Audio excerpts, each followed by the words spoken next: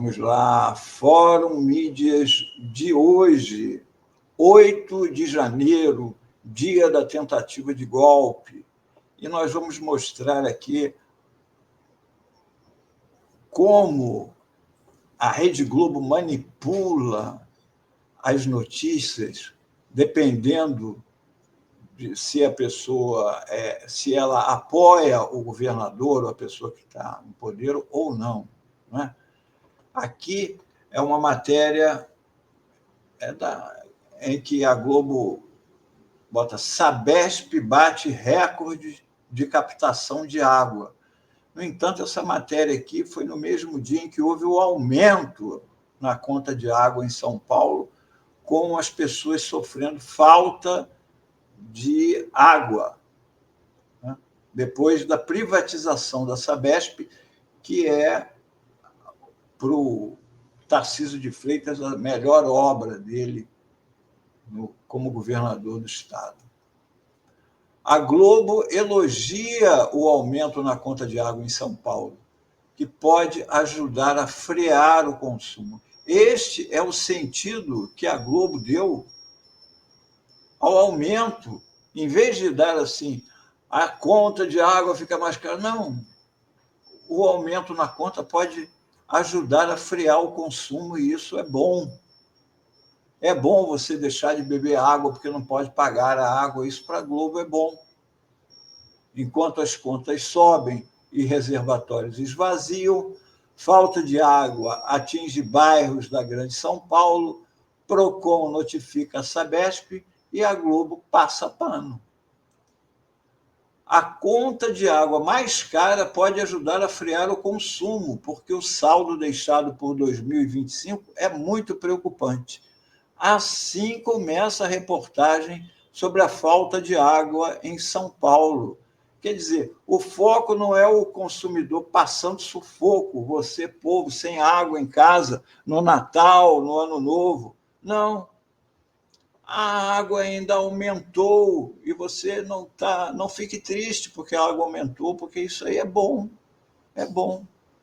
Aliás, na reportagem não se fala em falta de água, nem há entrevista com a população sobre o aumento na conta e o desabastecimento de água na Grande São Paulo, que deixou consumidores sem água no Natal e no Réveillon.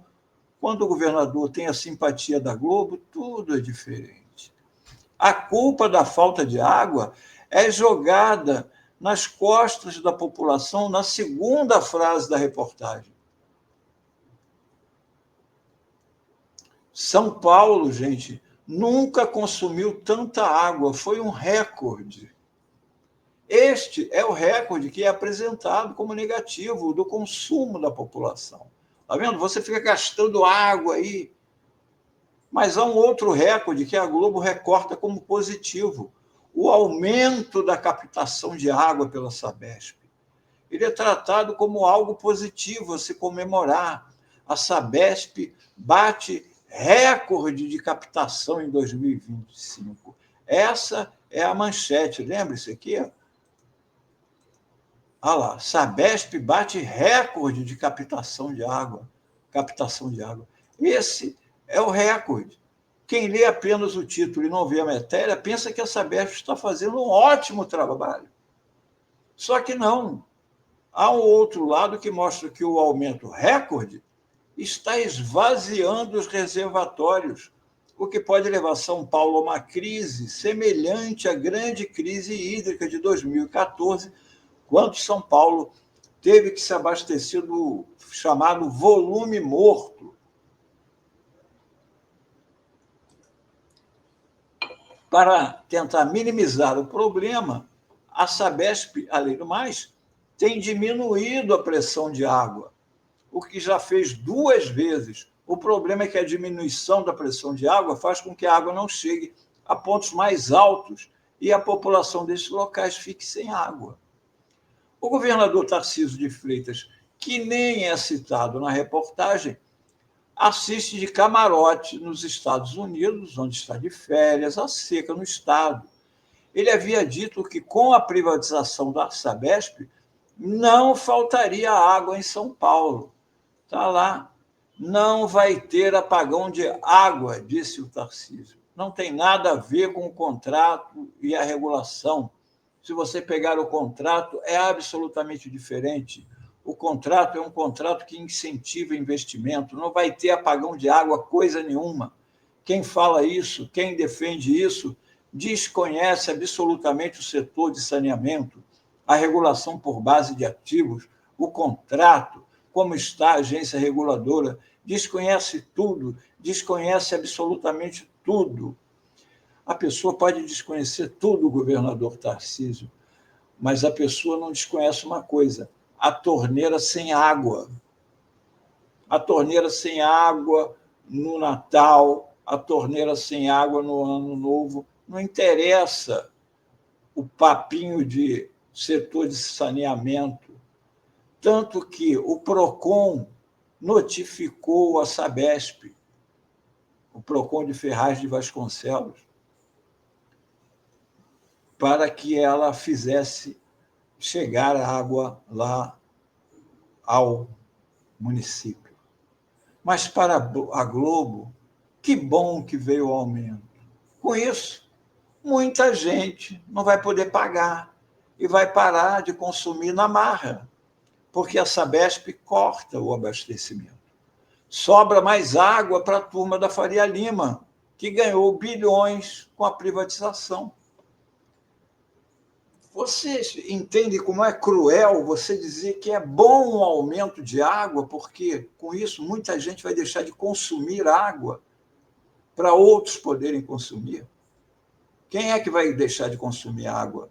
O pobre que não vai poder pagar a conta de água mais cara, que vai ter que fazer limitação de banho, tomar banho só uma vez por semana, e etc, etc.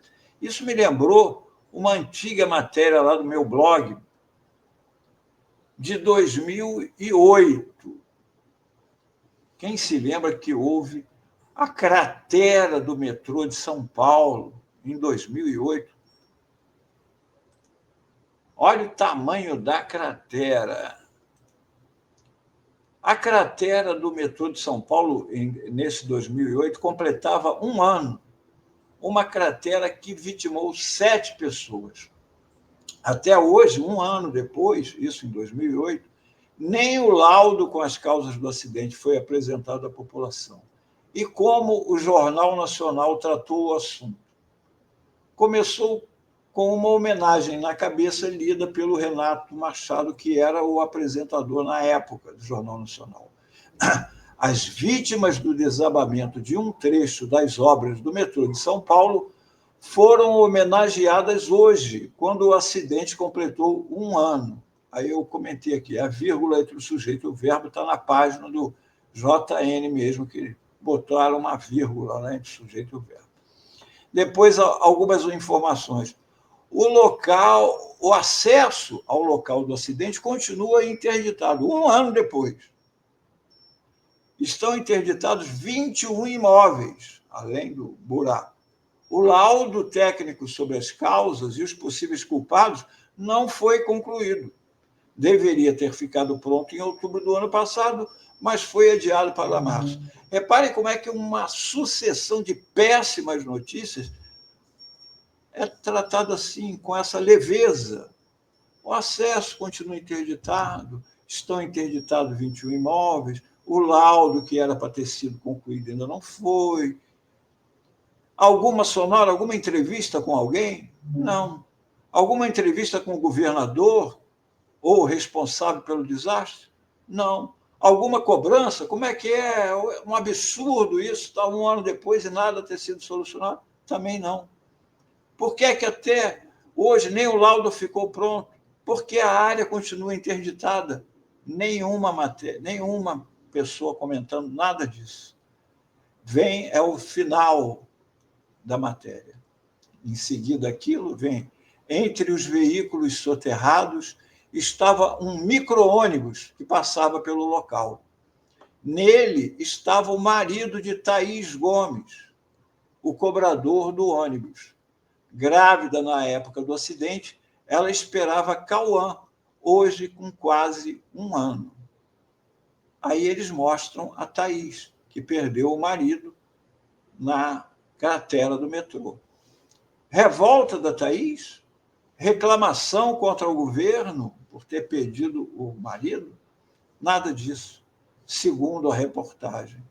Sobre imagens de uma alegre e inocente criança brincando, o repórter prossegue antes da sonora de Thaís.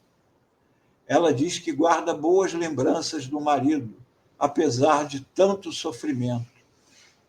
Uma coisa boa foi meu filho, o nosso filho, diz Thaís. Pois é, da cratera do metrô ficou uma coisa boa. O nosso filho, dela, do marido morto, da cratera do metrô e do Jornal Nacional. Vocês vejam como é que eles trataram uma matéria que mostrou a incompetência absoluta do governo de São Paulo na ocasião, José Serra,